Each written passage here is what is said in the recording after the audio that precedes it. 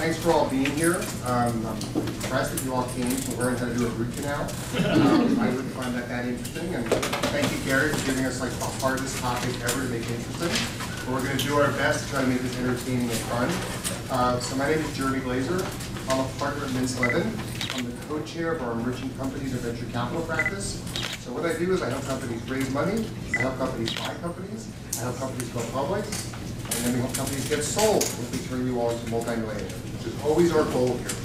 So thank you for being here. I'm going to ask the other panelists to do a quick introduction on themselves, and then we'll dive into the program. Sure, I'm Brent Granado with Sway Ventures, a venture fund that was founded back 4 years ago. We have offices here in La Jolla as well as in San Francisco. We invest specifically in software-driven technologies. David Crean, Objective Capital Partners. I'm one of the managing directors. I'm an investment banker. What does that mean? I sell companies, I buy companies, help companies raise capital, either debt or equity, do some strategic advisory, and then I also do some licensing and partnering. I specifically cover healthcare and life science, but you can apply a lot of these same ideas to technology companies. And I have a short 30-slide presentation on my back. Oh, that's mine. Yeah, I'm Patrick Henry, run a few different companies. The most recent here in San Diego, Electronic Communications, joined in 2003. We took it public in 2007, kind of weathered through the downturn. Eventually $1 billion valuation. Now I do strategic advisory work for emerging growth companies. Recently wrote a book called Plan, Commit, Win, 90 Days to Creating a Wonderful Startup, available on Amazon. Audible, Kindle, you know, whatever format you like. And I'll read them all now. No, and Tropic is a chip company, right? Correct. Yeah, a chip company. And who's the end user? The cable operator. So anybody, basically we enabled multi-room DVR. So we had a chip that basically allowed you to use the in-home cable TV cables as a high-speed streaming media network for the home. Before our technology was available, you can only have a DVR in one room. And if you did have a second DVR, you couldn't watch the movies from one room to the other. So our technology enabled whole home DVR. And this which has become quite ubiquitous now. Yeah, it's in probably 70–80% of US homes now. I'm Walt Tendler. I've been CFO of a bunch of life science and tech companies. And that's the way it works with smaller companies in San Diego. Three things typically happen. You get acquired, you go public, or you go out of business. There aren't that many that go public, but that's also why I'm switching from job to job to job. I'm not always chased out, sometimes, but not always. I spent 9 years now working for 2 different venture firms. I've been on both sides of the board, presenting to the board and as an observer director for a lot of companies.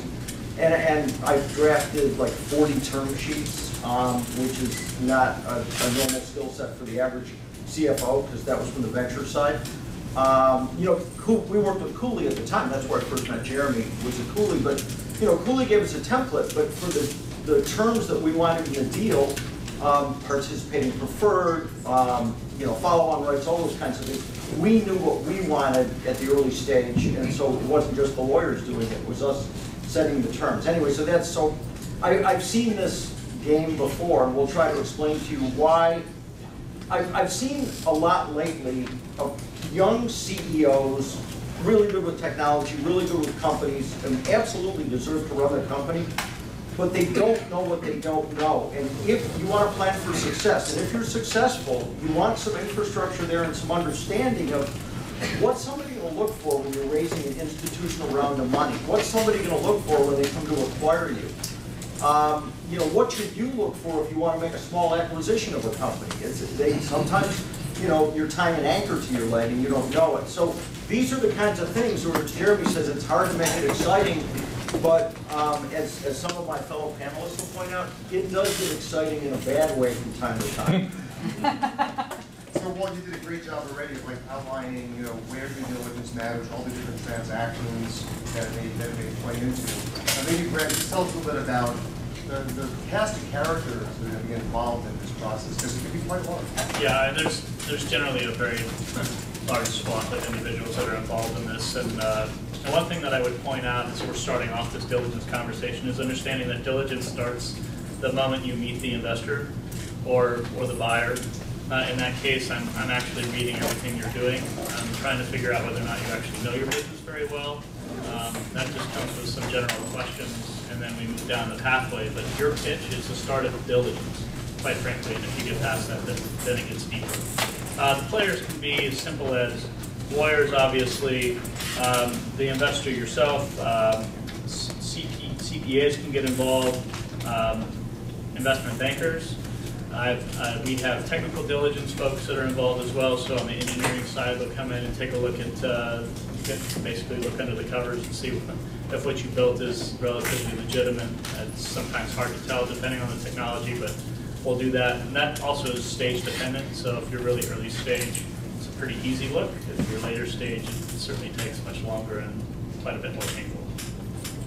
So it's a detailed process. There's a lot of different players looking at lots of different things. It needs to be structured and organized. And Patrick, in your book, you talk about the importance of people being structured and having a process in place, and so they can manage it as opposed to reacting. Maybe talk a little bit about the importance of having a good process, and maybe tell us a good story to try to make this interesting about where that didn't happen and how much fun that resulted. Yeah, I mean, there's a couple different things where most of my experience has been in raising money and buying companies, you know, not as a banker, but as an acquirer of technology companies. When we, especially with Entropic and with CQ Microsystems, probably bought, you know, maybe 10 companies total between those two companies. So a lot of M&A transactions. And as was mentioned, you know, it's absolutely right. The due diligence starts when you have that first conversation, and some startup CEOs are like so guarded with the information that you can't even have a conversation. So my bias is you don't have to give away the secret sauce, but you have to get into a situation where you're willing to show some transparency, not necessarily the how, but the what. You know, what do you do? And Jeremy and I have done some video blogs around this, around, you know, will investors sign a non-disclosure agreement? And VCs especially, they traditionally won't. I mean, maybe if they're getting into the hardcore due diligence where they're starting to look at the technology, but when you're giving your initial presentation, even then probably not. Yeah. So you have to learn how to share information in a way that you get people interested without giving away all the secret sauce. So I think that's kind of important. You know, another example was when we were selling Entropic to MaxLinear. We knew the companies knew each other very, very well, but there was still, okay, what are your key milestones? What's happening in the next quarter? You know, there's that measuring period, because anytime you're selling a company, everybody's like, is there something wrong? You know, what's wrong here? Why are you selling it now? You know, why are you raising money now? There's always these questions around, you know, when we need money so we can continue to grow, or, you know, we need to scale up because, you know, we have complementary technologies and together we can do something bigger. So those are some kind of examples of things that typically happen. Great. So I have a question for the audience. How many people have raised, we're going to save, if that's okay, if we save questions, is that okay? Sure. Okay. We're definitely going to have time at the end to do questions. How many people in the audience have raised capital from outside investors? Oh, that's good. Sorry. That's good. Okay. Of those of you who raised your hands, I'm going to get a chance to see how quick you guys work. How many of you did any sort of due diligence on the investment? Very few. And by the way, don't feel bad. That's actually very typical. And so we always focus on diligence. You think about somebody looking at your company, doing diligence on your company, but it's really important to do diligence on the investor. David, you want to talk about that a little bit? About yeah, I mean, it's on the investor and how they go about doing that. Yeah, it's a two-way street, right? Not all money is green. You know, you have to really understand what they're going to be asking for in return. And, you know, someone's $1 million for a certain share in a company, along with warrants, along with other things, preferred. That's very different than kind of your non-sophisticated investor, what I call dumb money. So do your homework. They're sort of giving you a colonoscopy, right? Going through all your information. Do the same thing on them. You're then showing you have active interest in them as now an investor or as a team member, right? You're inviting them into your shop. Do your homework on them. It shows that you're actively interested, you care about your business. So that's, I think, and it shows just a lot of great planning, right? You know, we talked about transparency. Planning is really, really important. It sends a message to the investor that, wow, this guy's serious, right? He's just not some really smart guy who's either got a biotech company or a technology company, but he actually cares about his business, and he only wants to invite in the best. So that's all I have. My very most favorite CEO that I ever dealt with was the one that put me through the ringer on diligence. I want to meet your other companies that you sat on the board of. I want to talk to other investors that you've worked with. How do you work together on the board? What's your syndication plans? And can you help me raise money? Things like that. So. Yeah. Walt, do you have anything to add to this about diligence and investors? No, I mean, I think we've covered that one. Okay. It's a two-way street is the story. Now, you don't always have the power, but if you do, if you can be selective, it's a long-term relationship, so. Especially if they get a board seat. Yeah. It's really important to know who you're going to be working with. Yeah. So there's so much information that's available to you, especially online these days, and it's sort of amazing to me when people don't do their due diligence. And I'll tell you a story, I won't name names, but I had a client that was a very large investment fund. They had their money with a bunch of investment managers, and they did not have a good diligence process. And I came in and asked a couple of questions, and literally sitting in their office just jumped onto the NASD website and immediately found that this investment firm they had a lot of money in and had a lot of serious problems in the past. They had never even done that. So if someone's going to be putting their money into your company, especially today, because there actually are rules that the SEC put out, we call them the bad actor rules. You don't want somebody who's a bad actor to be an investor in your company, to be on your board. So you should never take money today from anybody without doing, at the minimum, a Google search. And it's amazing to me how often people do that and they haven't even done that.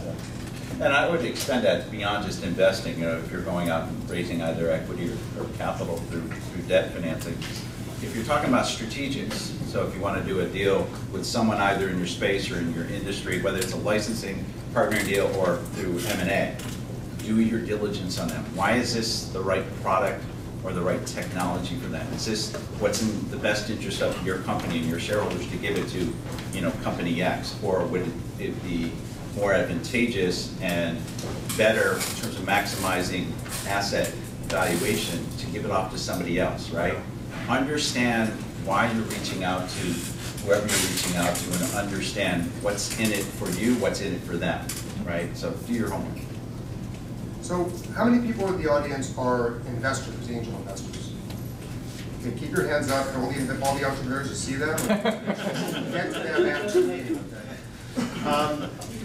The reason I asked is that obviously, you know, the investor is really the one doing a lot of due diligence on the company. So I want to kind of turn focus a little bit so you understand sort of what the investor's mindset is when they're looking into the company. Walt, let's start with financial diligence. What is the investor going to look for? What does the company have to have prepared and ready so they look really prepared and strong in investor service? So we're talking about raising money now, right? Which isn't quite as long a procedure as when you're selling the company, but they want to know that everything's in line. So what does that mean? I mean, to me that's obvious, but I've lived it for over 20 years. Do you have agreements with all of your employees? Do you understand your cap table and what everybody owns or thinks they own in the company? Is that clean, or are there questions there? You know, is there hair involved in that? Are you organized? Do your financials, are they current? Do they make sense? Can you explain them? Do you know the things that drive your business? So if you're going to raise money, how are you going to use that money? How much do you need to get to an inflection point where you and the investors can then command a higher rate for the next round of financing? These are the kinds of things that you need to look at on the. Do they need an audit? Not necessarily. In the old days, I probably put together 20 different loans from banks, from Square One, Comerica, Silicon Valley Bank, First Republic. Whenever you have a loan agreement, it was nice because you had some money that you could use. And I'll give an example later where we actually had to use that money as our last runway before an acquisition, like to pay payroll. But one of the things that the lenders did require, and often require now, is that you have an audit. An audit's expensive, and it's not necessarily, and I started life as an auditor. It's not necessarily of great value really early in the life of the company. And it depends, you may have to have one afterward depending on the investor requirements, but, you know, so yes, later on. Now, you touched also on like uses of money, and so you're kind of touching a little bit on projections. And maybe, David, you want to talk a little bit about, you know, projections and how those are put together and how an investor's going to poke at those. Because I've sat through a lot of pitches where I've watched investors ask very specific questions on the projections, and you want to have the answer right there. If you're not sure, you're going to lose it. So. Yeah, it's really important, not only from an investment standpoint, but even looking at strategic companies that say, all right, thanks, you just showed us, you know, 2 or 3 years of your financials, your P&L, your balance sheet, your cap table, what, you know, that's kind of looking back.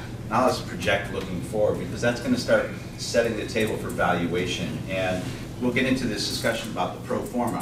What do you anticipate that this technology, or, you know, whether it's a biotech drug or device, what do you anticipate this to look like in 3 to 5 years? And you have to make some reasonable assumptions. You can't really fault the conclusion, but we always go down to the assumptions, right?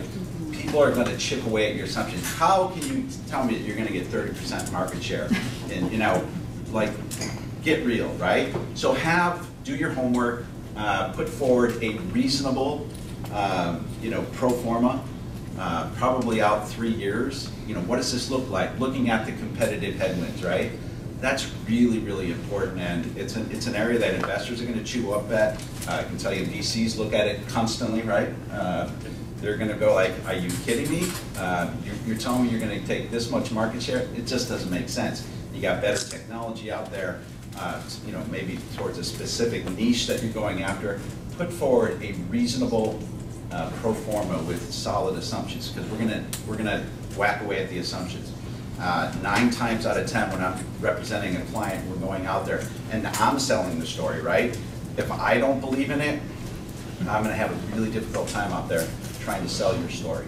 So do a good job, you know, hire the best if you have to in terms of market research, work with your CFO to make reasonable assumptions on your growth, on revenue growth, on your OpEx, on your cost of goods, what have you. Make sure it's reasonable.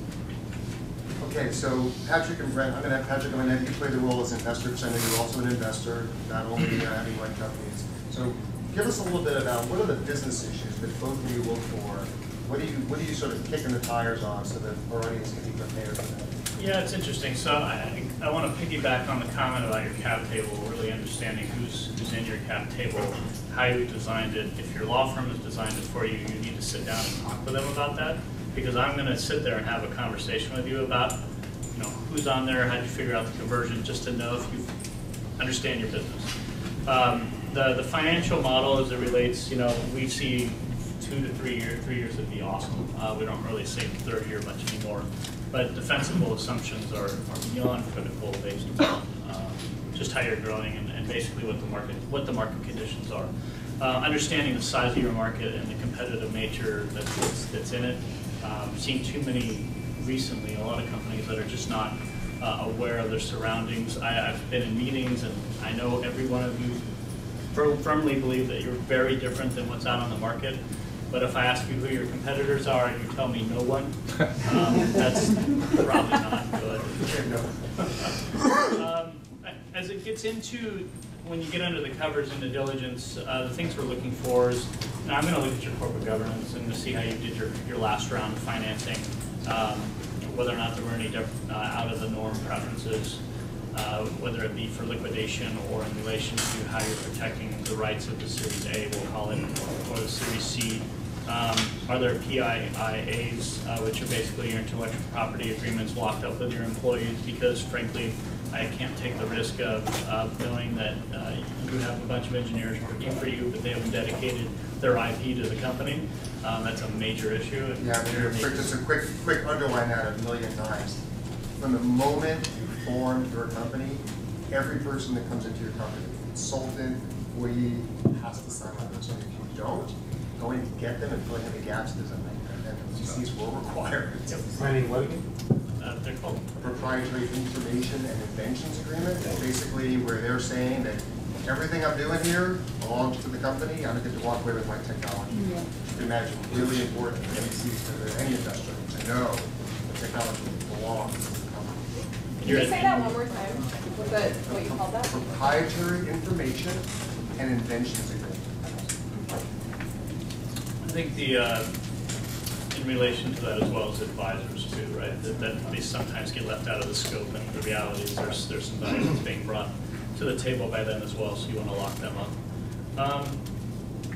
I know I'm forgetting a few other items. Patrick, why don't you talk about maybe a technology review? Yeah, I mean, what do you look at in the that? challenge I get a lot of times is, and this is probably 90% of the time, most of the presentations, whether it's the executive summary or presentation, is very product focused. You know, like first off, it's like 35 or 50 slides, you know, that you couldn't read if you were in the back of the room. It's way too much information.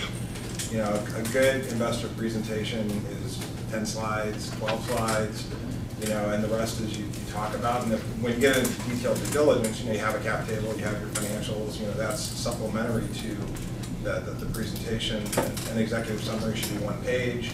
You know, so they're trying to shove way too much information and the wrong information in. So it forces the investor to kind of parse through things, which is more challenging. So first thing is have a 1-page executive summary, have an elevator pitch, you know, have a presentation, maybe 2 presentations, one that's a deep dive and one that's more straightforward. And instead of spending 90% of the time talking about the product, spend maybe 20% of the time talking about the product and 80% of the time talking about the business. Because once an investor kind of understands what the product is, what it does, it's really about how you make money, because how you make money is how I make money. So the same type of questions, you know, what's the market? You know, how is it growing? How are you addressing it? What's the competitive landscape? Who are your customers? Do you really understand your customers? What problem are you solving for them? Is it an urgent problem where they're in excruciating pain for somebody to come in and solve this problem, and your solution alleviates that pain? And doing that in a way that people can understand at a visceral level. And I'm more patient than most VCs. Most VCs, if you don't, it's super short attention span theater. If you don't have their attention in the first 5 minutes, and it makes sense because they're looking at 200 yields and investing in 3. So you've got to be able to have this stuff at your fingertips and understand your business. They want to know you understand your business. This is how we make money. These are our customers. These are competitors. This is how we thwart the competitive threat. This is where I sustain competitive advantage. Those types of things. You will never get to due diligence if you don't do that part first. So there's just a lot of entrepreneurs that just don't do their homework. They don't do their homework on the audience, the VC that they're talking to. They don't do their homework in terms of really understanding their business model and having that kind of Andy Grove, only the paranoid survives. I met with a consumer products company about a month ago. And it was like a coffee conversation. He didn't even have slides, so we just talked. And you know, again, no competition. And I looked on the web afterwards, there were like 25 better capitalized companies than this company. And it was either he didn't do a good job explaining why his product was different, or he's incredibly naive in terms of what he thinks his product is versus the competitive landscape. So stuff like that, you know, at least do simple things, you know, like do a web search on whatever your product is, and if there's other products that come up, be able to explain that. Okay. There's one other item that we dig into, and it's just customers. And I think one of the things that most people don't truly appreciate is when we say, hey, can we get like 3 customers to talk to? And a lot of entrepreneurs, to their credit, and I understand it, want to protect the relationship, so they're very hesitant about making that relationship. I think you need to understand at the same time that your customers know that this is coming. Right? Most times they already know it's coming, and actually it's a real relief to them to hear that someone with a piggy bank of dollars wants to put it into your company, because it means that you're going to be around much longer to service their needs. So don't be so afraid to actually make that connection. And prepare the customer for the call. Yes. I mean, there's many times where you'll get on the call and the customer's like, "Who are you?" And, you know, mean, call them, this person's going to call you, this is the type of questions they're going to ask, this is my relationship with them, and, you know, obviously answer as honest as you can, but, you know, hey, we're trying to raise some money here, so try to be nice to us. So just as a quick summary, right? So you're hearing that there's going to be legal due diligence, right? They're going to look into some contractual relationships. Do you have things documented well with employees, with consultants? Do you have contracts with your customers? There's going to be financial diligence. You need to have all your financials in order, including cap tables. Most investors are going to come and take a deep dive look at your technology and really want to understand it, particularly around the IP protection. There's going to be a strategic fit review with the industry. They're going to look at your management team, and they're going to do due diligence absolutely on your backgrounds, and they're going to want to make sure you all can work together and understand your history and background. They're going to look at your different partnering arrangements, so your relationships. They're going to not only look at the contracts, but look at the substance of those agreements. Are they profitable, right? Are these things that they're going to want to retain or maybe change after they come in? They're going to look at your sales pipeline. So all of these things, as you can tell, it's a very complex process. And that's going to be done whether it's in an M&A deal or a small, angel round or a more institutional later round. So let's maybe turn our attention a little bit now to M&A. I think we've been talking mostly now about investors. And I know, Patrick, you're a big fan of helping companies understand how to let the diligence kind of trickle out. So maybe talk a little bit about that process, because you've been through the M&A process quite a bit. And then David, maybe you could jump in there too. Between the two of you, I know you both bought and sold a lot of companies. Yeah, I mean, you obviously, if you're dealing with a strategic investor or a potential acquirer, it's a different relationship than you have with a venture capitalist.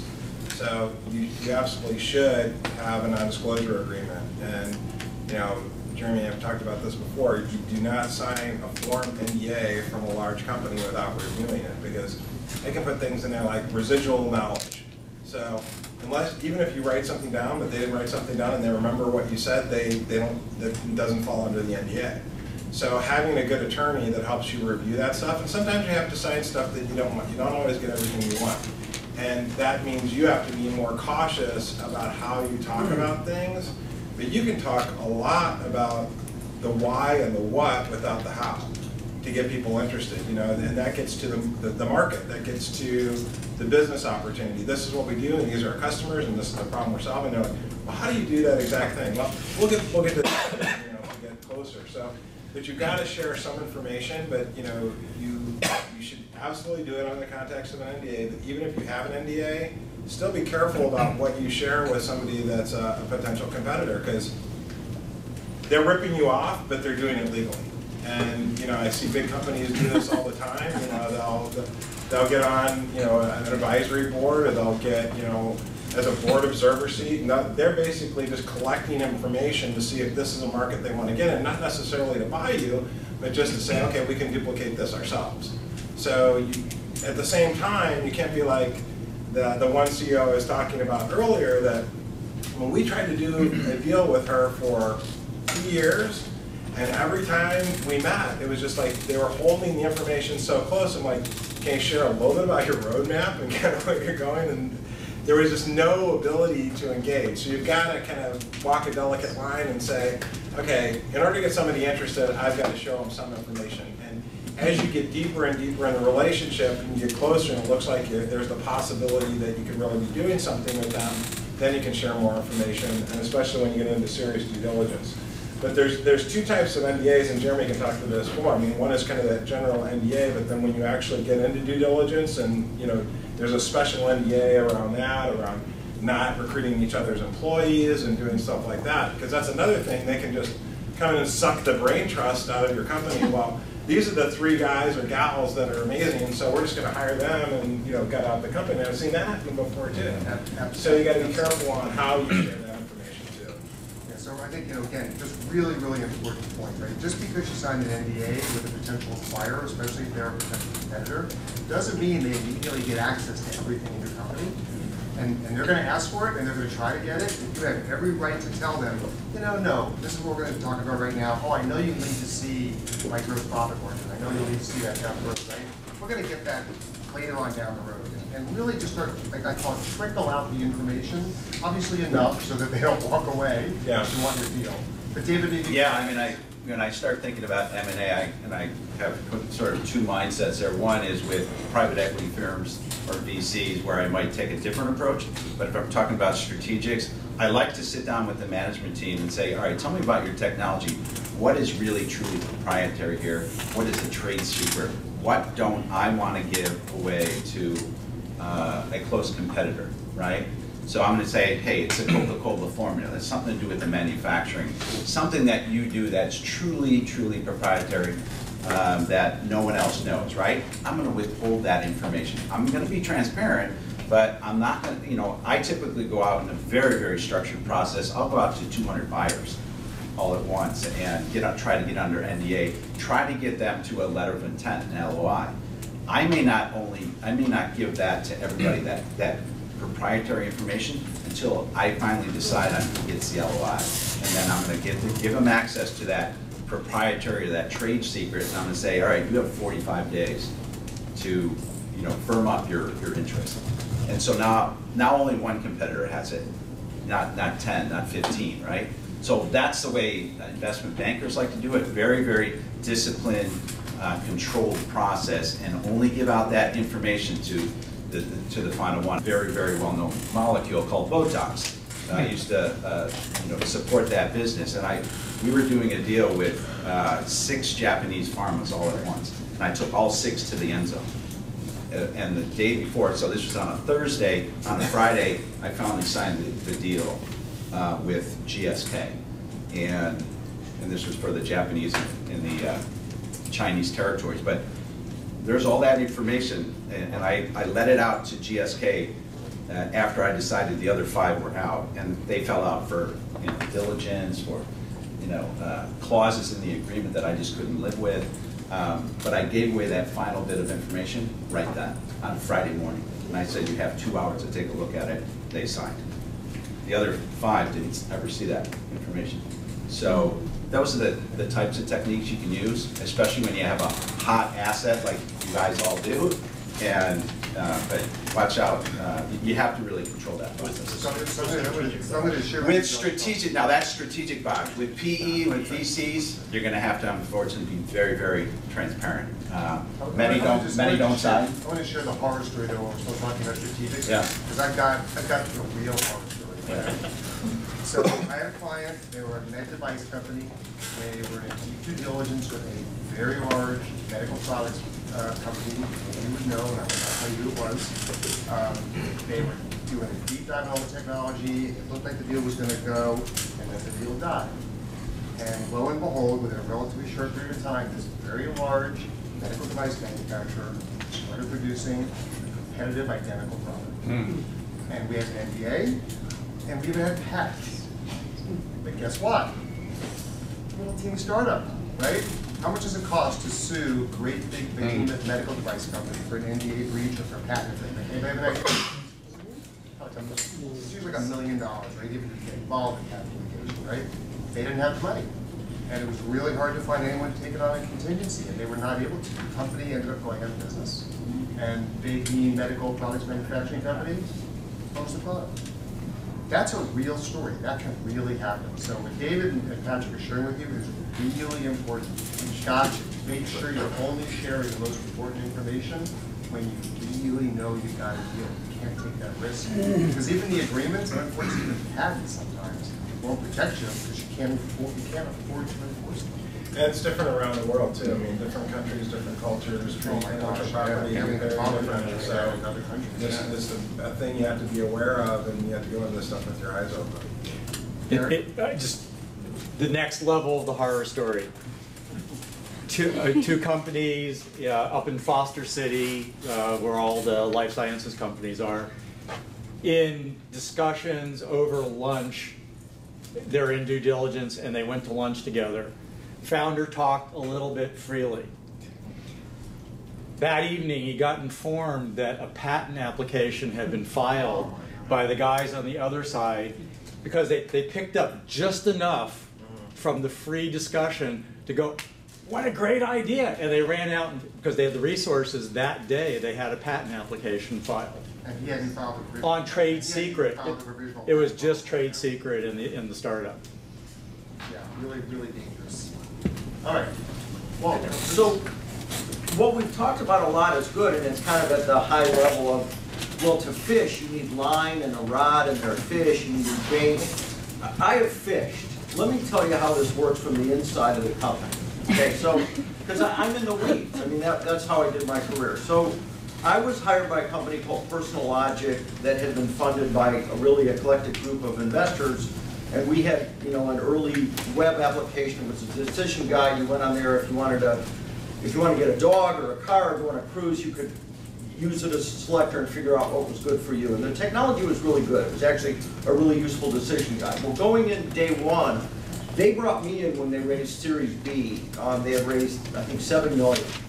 And on day one, when I went in, because I had been CFO before, I knew that this company was never going to go public. It just didn't have that trajectory. And if it was successful, it would be acquired. So I said, how do I plan for success?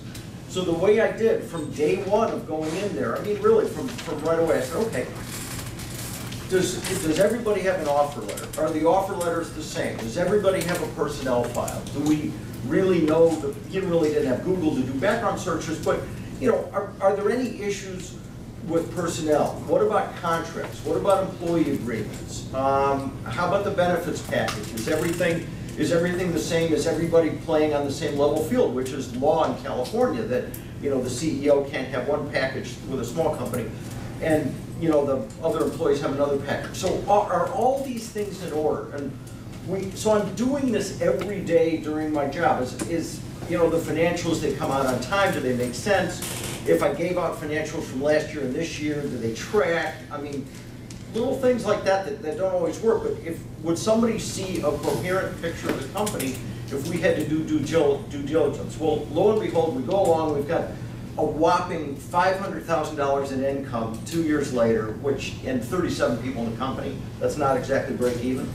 We're damn close to being out of money. We're running on fumes. I have $1 million credit line from, you know, a venture financer that took some warrants, but unlike the banks, they would actually let me borrow on the line if I didn't.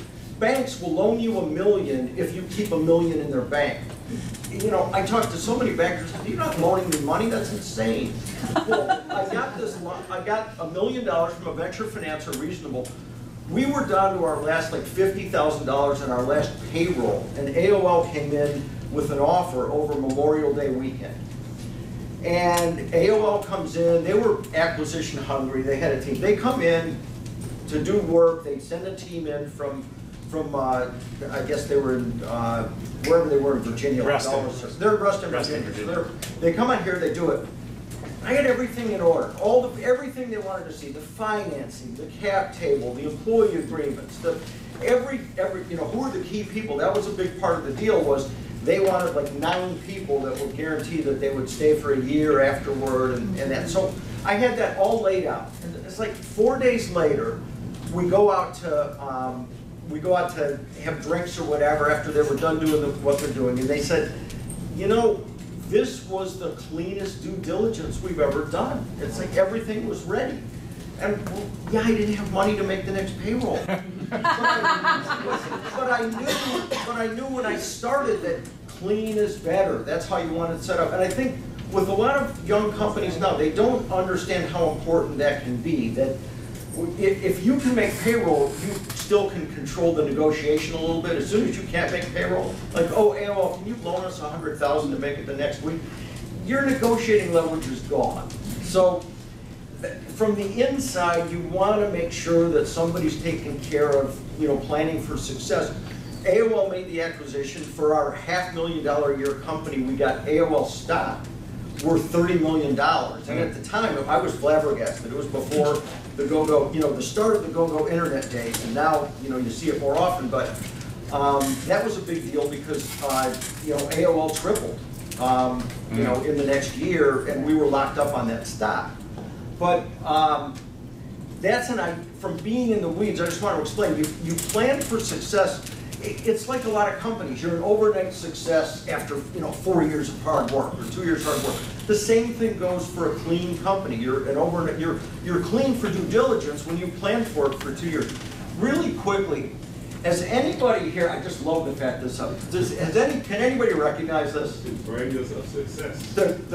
The co-joint triangles of success. Okay, so I'm going to give you a prize after. So this is Jumpin' Jack Barker. Everybody's been looking at it. This is from Silicon Valley on HBO. It's a complete bullshit chart.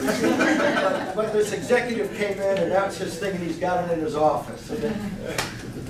I just wanted to know. Along those lines, because you brought it up, so during due diligence, those kind of issues come out that you have only 1 week or 2 weeks left to make payroll in your bank accounts.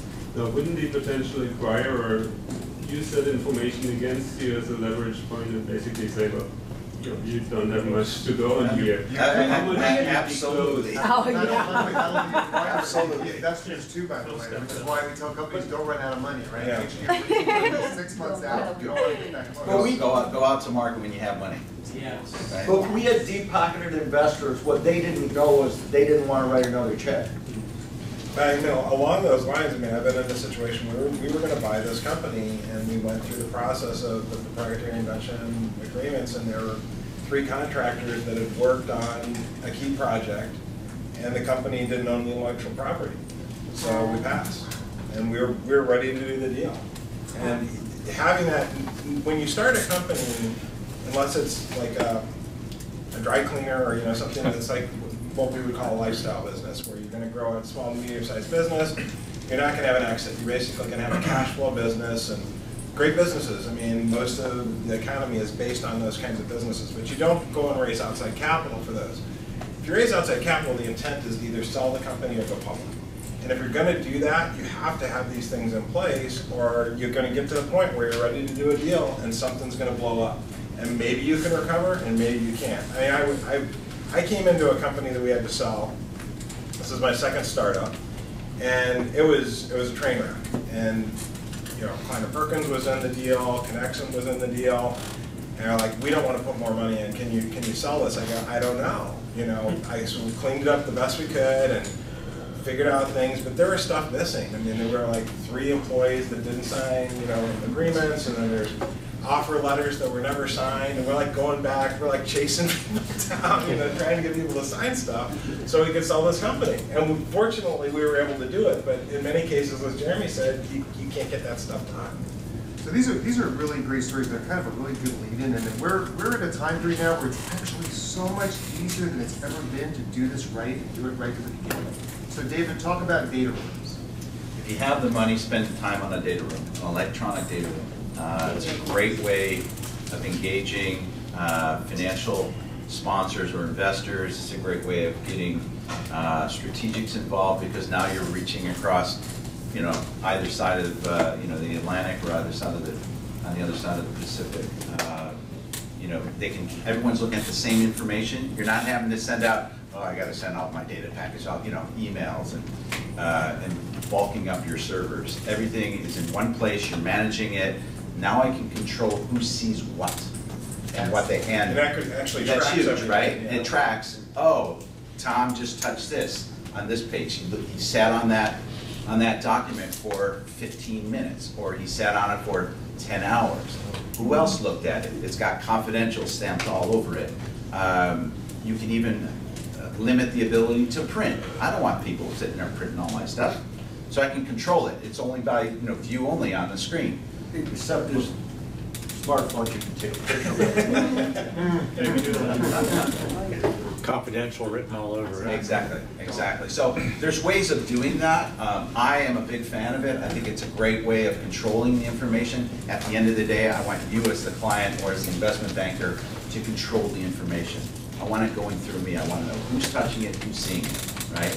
And then I'm not having to send it like, if I go out to 200 buyers, are you kidding me? I'm going to be sending emails out? That is just a pain in the ass. No, I can't control it, right? I send it out. I have no idea where it's going. No, in terms of data rooms, there are a whole bunch of them, and they're not that expensive. No. Yep, there's lots of different options, and so I tell every client, every startup, from the day you start, right? We're going to form your company, that certificate of incorporation goes into electronic data. the bylaw, which, go down the list. Every single document, every time you sign it, every time it's final, it goes in that data. Because as you just heard, the investors are going to use it, the potential acquirer is going to use it, and just imagine what Walt just talked about. So Walt, hi, I'm selling. I'm here. Just give me the Price. I was going to say, we haven't been talking that long. You can't be that long. You're special. All right, well, so I'm gonna call you, right? Oh, hi, I'm a founder. I just hired David. David was in the satellite company. Things are good. The buyer's coming in. They want to start doing due diligence. I need you. I need everything ready in a week. And you say, My rate just went way up. That's the right first answer. that's the right first answer. Right. And the likelihood is, look, like you said, it could be done, right, with resources and money and time and people, killing themselves all night. Yeah. But you're going to make mistakes, and you're going to find things that are missing, and you're not going to get it fixed within that 1 week time here's the period. problem is- Don't do that to yourself. If I came in and I've got experience and I've done this kind of thing before, I've got zero institutional knowledge. If I haven't been associated with the company or working with you, I don't know what I don't know. And so I can't possibly catch everything. In the position I was with the company that got acquired by AOL, I should have known everything because I was there for a long time and I did.